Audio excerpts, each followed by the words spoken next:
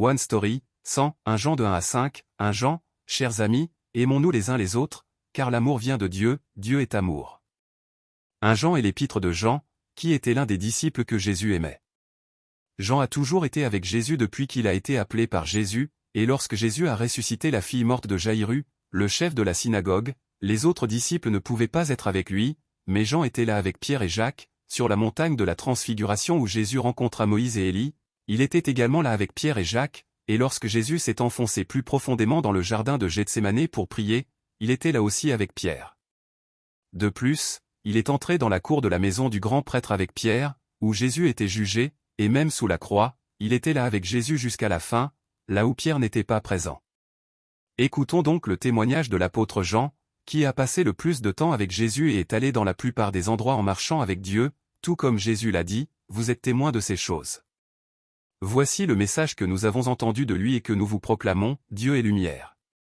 Jean a d'abord proclamé, ce qui était dès le commencement, ce que nous avons entendu, ce que nous avons vu de nos yeux, ce que nous avons contemplé et que nos mains ont touché concernant la parole de la vie, nous vous l'annonçons.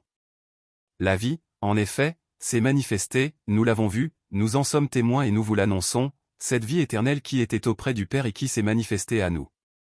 Jean a témoigné que Jésus-Christ, dont la parole est devenue chair, était la parole de vie depuis le commencement et s'est manifestée à nous après avoir été avec le Père céleste. Jean a poursuivi en disant que le but de l'épître est, afin que vous ayez aussi la communion avec nous. Et notre communion est avec le Père et avec son Fils, Jésus-Christ. Jean a proclamé que Dieu est lumière et qu'il n'y a aucune obscurité en lui. Nous sommes le peuple et les enfants de Dieu qui est la lumière, et nous appartenons à Dieu. Ainsi, Jean a dit, si nous disons que nous sommes en communion avec lui tout en marchant dans les ténèbres, nous mentons et nous ne mettons pas la vérité en pratique. Mais si nous marchons dans la lumière, tout comme Dieu lui-même est dans la lumière, nous sommes en communion les uns avec les autres et le sang de Jésus-Christ son Fils nous purifie de tout péché. Si nous disons que nous n'avons pas de péché, nous nous trompons nous-mêmes et la vérité n'est pas en nous. Si nous reconnaissons nos péchés, il est fidèle et juste pour nous les pardonner et pour nous purifier de tout mal. Si nous disons que nous n'avons pas péché, nous faisons de Dieu un menteur, et sa parole n'est pas en nous. Jean continua en disant, mes petits enfants, je vous écris cela afin que vous ne péchiez pas. Mais si quelqu'un a péché, nous avons un défenseur auprès du Père, Jésus-Christ le juste. Il est lui-même la victime expiatoire pour nos péchés, et non seulement pour les nôtres, mais aussi pour ceux du monde entier. Puisque Dieu est la lumière, nous devons aussi devenir des enfants de lumière qui ont reçu la lumière de Dieu. Nous ne sommes pas la lumière, mais parce que la lumière de Dieu est en nous, nous vivons dans la lumière. C'est pourquoi Jésus, qui est venu comme la lumière du monde, ne nous a pas dit, soyez la lumière, mais a dit que, nous sommes la lumière. Celui qui dit, je le connais, mais ne fait pas ce qu'il commande est un menteur, et la vérité n'est pas en lui. Jean a dit de vivre une vie digne des enfants de lumière. Nous ne devenons pas des enfants de lumière parce que nous vivons cette vie digne, mais parce que nous sommes devenus enfants de lumière, nous vivons une vie digne de cela. Ainsi, Jean a dit, si nous gardons les commandements de Christ, nous savons par là que nous l'avons connu. Celui qui prétend l'avoir connu alors qu'il ne garde pas ses commandements est un menteur, et la vérité n'est pas en lui. Mais l'amour de Dieu est vraiment parfait en celui qui garde sa parole, c'est à cela que nous reconnaissons que nous sommes en lui. Celui qui affirme demeurer en Christ doit aussi vivre comme il a lui-même vécu. Garder les commandements de Dieu, les commandements de Jésus-Christ, est un résultat naturel de notre connaissance et de notre amour pour Jésus-Christ. C'est pourquoi ceux qui disent connaître Jésus-Christ mais ne font pas ce qu'il commande sont des menteurs, et la vérité n'est pas en eux. Ceux qui gardent les paroles de Jésus-Christ et font comme Jésus-Christ ont l'amour de Dieu en eux. Celui qui dit être dans la lumière mais est son frère est encore dans les ténèbres. Jésus a dit, je vous donne un commandement nouveau, aimez-vous les uns les autres. Comme je vous ai aimé, vous aussi, aimez-vous les uns les autres. C'est à cela que tous reconnaîtront que vous êtes mes disciples, si vous avez de l'amour les uns pour les autres. Jean disait exactement cela. C'est pourquoi Jésus a dit, toutefois, c'est aussi un commandement nouveau que je vous écris, sa nouveauté se vérifie en lui et en vous, car les ténèbres se dissipent et la vraie lumière brille déjà. Celui qui prétend être dans la lumière tout en détestant son frère est encore dans les ténèbres. Celui qui aime son frère reste dans la lumière, et il n'y a en lui rien qui puisse le faire trébucher. En revanche, celui qui déteste son frère est dans les ténèbres, il marche dans les ténèbres, sans savoir où il va, parce que les ténèbres ont aveuglé ses yeux. L'amour de Dieu se révélera sûrement comme un amour fraternel. Tout comme lorsqu'une branche est greffée sur un arbre, elle est alimentée par l'arbre et porte ses fruits, nous, qui avons été greffés comme enfants de Dieu, montrerons sûrement l'amour de Dieu dans nos vies. Les péchés du peuple de Dieu, des enfants de Dieu, ont été pardonnés au nom de Jésus-Christ, et les enfants de Dieu connaissent Jésus-Christ et ont vaincu le mal. Et les enfants de Dieu connaissent Dieu, et la parole de Dieu vit en eux, ce qui leur permet de vaincre celui qui est fort et mauvais. Le monde et ses désirs passent, mais celui qui fait la volonté de Dieu vit éternellement. Jean a dit, « N'aimez pas le monde ni ce qui est dans le monde.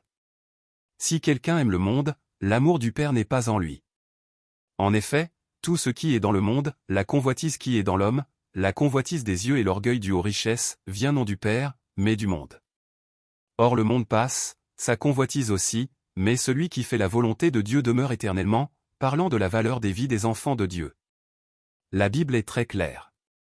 La vie dans ce monde pour le peuple de Dieu, qui est devenu enfant de Dieu par Jésus-Christ, n'est pas une vie d'amour pour ce monde ou pour les choses de ce monde.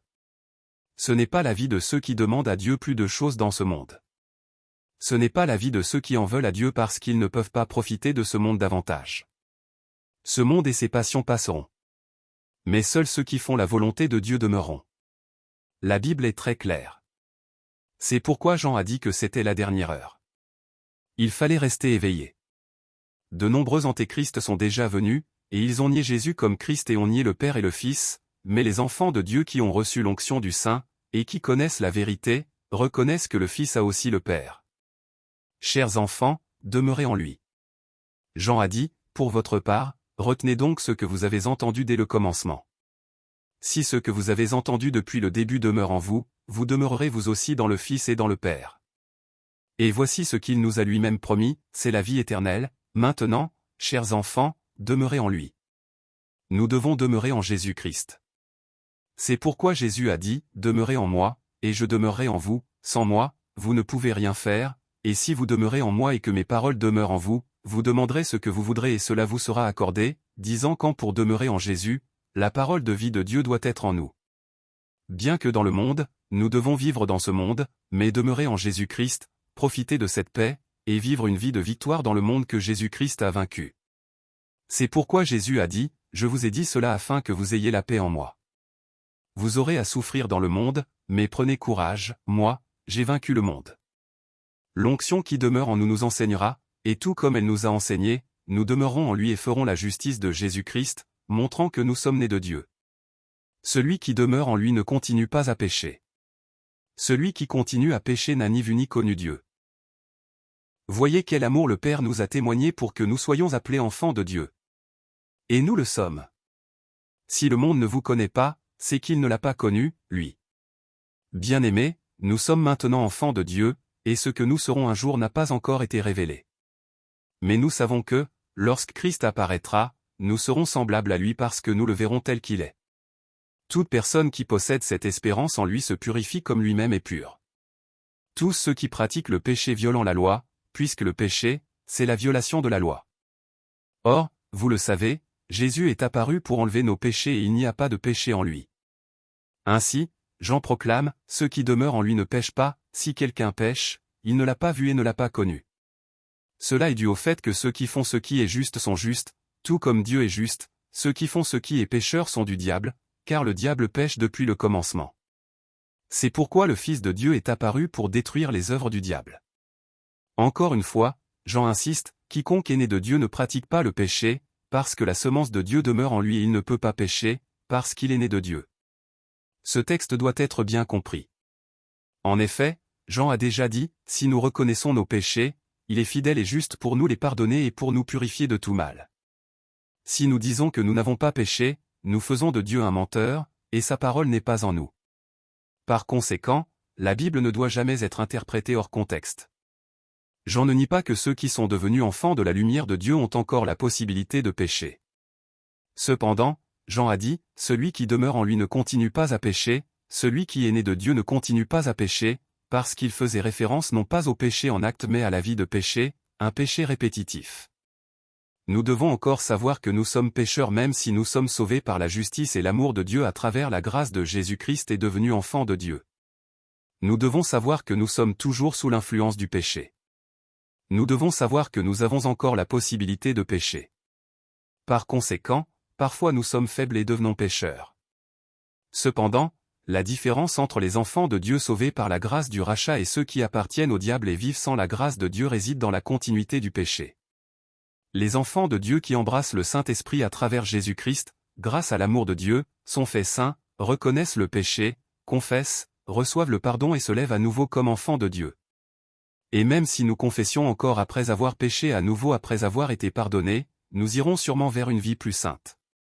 Nous y parviendrons sûrement avec le zèle de Dieu, et non par nos propres efforts. Chers enfants, n'aimons pas seulement en parole ou en langue, mais en action et en vérité. Les enfants de Dieu et les enfants du diable sont destinés à être de plus en plus révélés. Quiconque ne fait pas ce qui est juste n'est pas un enfant de Dieu, ni quiconque ne montre pas de l'amour pour son frère. Les enfants de Dieu se révèlent en s'aimant les uns les autres. C'est pourquoi Jean a dit, c'est que nous devons nous aimer les uns les autres. Nous pouvons aimer parce que nous sommes le peuple de Dieu qui est passé de la mort à la vie, mais un monde qui est encore dans la mort haïra le peuple de Dieu. Quiconque déteste son frère est un meurtrier, et nous savons qu'aucun meurtrier n'a la vie éternelle en lui. Quant aux enfants de Dieu, Jésus-Christ a donné sa vie pour nous, il est donc naturel que nous connaissions cet amour et que nous aussi, nous donnions notre vie pour nos frères. Celui qui voit le besoin de son frère et ferme son cœur pour l'aider n'est pas celui où Dieu ne réside pas. C'est pourquoi Jean a dit, « Petits enfants, n'aimons pas en parole et avec la langue, mais en acte et avec vérité. » Voici son commandement, croire au nom de son Fils, Jésus-Christ, et nous aimer-les. Nous devons savoir que nous appartenons à la vérité, et que nous mettons nos cœurs en paix devant lui. Cela est dû au fait que Dieu sait tout. Si nos cœurs ne nous condamnent pas, nous avons confiance en Dieu et recevons de lui tout ce que nous demandons, car nous obéissons à ses commandements et faisons ce qui lui plaît. Le commandement de Dieu est de croire au nom de son Fils Jésus-Christ et que nous nous aimions les uns les autres, comme il nous l'a ordonné. Par conséquent, selon le commandement de Dieu, ceux qui aiment leur frère vivent en lui, et lui en eux, et nous savons qu'il vit en nous par l'Esprit qu'il nous a donné. Quiconque connaît Dieu nous écoute, mais quiconque n'est pas de Dieu ne nous écoute pas. Jean a dit de tester les esprits pour voir s'ils viennent de Dieu, car de nombreux faux prophètes sont sortis dans le monde. Tout esprit qui reconnaît que Jésus-Christ est venu en chair vient de Dieu, mais tout esprit qui ne reconnaît pas Jésus n'est pas de Dieu, c'est l'esprit de l'Antéchrist, qui est déjà dans le monde. Les enfants de Dieu sont de Dieu et les ont vaincus, parce que celui qui est en nous est plus grand que celui qui est dans le monde, et ceux qui sont du monde parlent donc du point de vue du monde, et le monde les écoute. Nous sommes de Dieu, et quiconque connaît Dieu nous écoute, mais quiconque n'est pas de Dieu ne nous écoute pas, et c'est ainsi que nous reconnaissons l'esprit de vérité et l'esprit de mensonge. Dieu est amour. Jean a dit, « Bien-aimés, aimons-nous les uns les autres, car l'amour vient de Dieu, et toute personne qui aime est née de Dieu et connaît Dieu. Celui qui n'aime pas n'a pas connu Dieu, car Dieu est amour. » Et il a dit. Et cet amour consiste non pas dans le fait que nous avons aimé Dieu, mais dans le fait que lui nous a aimés et a envoyé son Fils comme victime expiatoire pour nos péchés. Bien-aimés, puisque Dieu nous a tant aimés, nous devons nous aussi nous aimer les uns les autres. Or nous avons connu l'amour que Dieu a pour nous et nous y avons cru. Dieu est amour et celui qui demeure dans l'amour demeure en Dieu, et Dieu demeure en lui. De plus, il a dit, quant à nous l'aimons parce qu'il nous a aimés le premier. Si quelqu'un dit, j'aime Dieu, alors qu'il déteste son frère, c'est un menteur. En effet, si quelqu'un n'aime pas son frère qu'il voit, comment peut-il aimer Dieu qu'il ne voit pas? Or, voici le commandement que nous avons reçu de lui, celui qui aime Dieu doit aussi aimer son frère. Nous nous aimons les uns les autres parce que Dieu vit en nous et que son amour est parfait en nous, et ainsi l'amour est rendu parfait parmi nous afin que nous ayons confiance au jour du jugement. Cela est dû au fait qu'il n'y a pas de crainte dans l'amour, mais l'amour parfait chasse la crainte. Celui qui a le Fils a la vie, celui qui n'a pas le Fils de Dieu n'a pas la vie. Jean a dit, celui qui a le Fils a la vie, celui qui n'a pas le Fils de Dieu n'a pas la vie. Je vous ai écrit cela, à vous qui croyez au nom du Fils de Dieu, afin que vous sachiez que vous avez la vie éternelle et que vous continuiez à croire au nom du Fils de Dieu. Ceux qui ont Jésus-Christ, le Fils de Dieu, ceux qui croient en Jésus-Christ, ont la vie, et ceux qui n'ont pas ce Jésus-Christ, et ceux qui ne croient pas en Jésus-Christ, n'ont pas la vie ni la vie éternelle. Et Jean a encore dit, nous savons que, si quelqu'un est né de Dieu, il ne pêche pas. Au contraire, celui qui est né de Dieu se garde lui-même et le mauvais ne le touche pas. Les enfants de Dieu, nés de Dieu, sont protégés et marchent avec le Saint-Esprit qui a été envoyé par Jésus-Christ, qui a dit, « Et voici, Je suis avec vous tous les jours, jusqu'à la fin du monde. Nous savons que nous sommes de Dieu et que le monde entier est sous la puissance du mal, mais nous savons aussi que le Fils de Dieu est venu et nous a donné l'intelligence pour connaître le vrai Dieu, et nous sommes unis au vrai Dieu si nous sommes unis à son Fils Jésus-Christ. C'est lui qui est le vrai Dieu et la vie éternelle.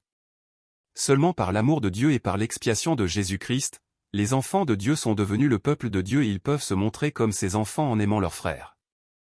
L'histoire de Jésus-Christ, qui est venu comme le sujet de cette rançon, l'histoire de la joyeuse communion avec le Seigneur Jésus-Christ, en tant que serviteur volontaire, avançant vers le lieu d'un peuple saint, continue.